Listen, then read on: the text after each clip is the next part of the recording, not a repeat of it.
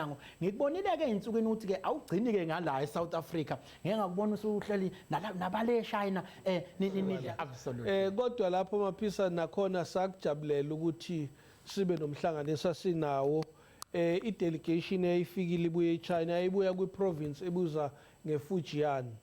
Le delegation isukela kuma-discussions enzeka kuma-BRICS companies meeting la kwathiwa khona akube ne-cardiology center ezodevelopwa so njengamanje babezobheka ukuthi ingaba khona in le cardiology and cardiothoracic surgery center that can be developed.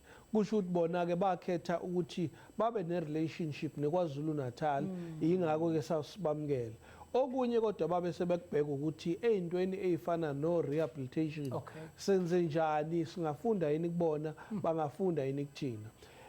Engayithanda ethi Maphisa sihlale thina sikhuluma nge-traditional medicine.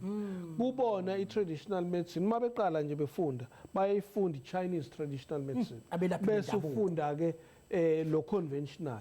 Now sesibuka ukuthi going forward u-African traditional medicine wona ungahlanganiswa kanjani thina wo-collaborating nje nabelaphi kodwa singenza kanjani ukuthi lo budlelwane bube bukhulu. So umhlangano ohambisana naloko kanti futhi babefuna nokubona into ababengayi-understand ukuthi in South Africa kukhona u-public service bese kuba khona u-private sector.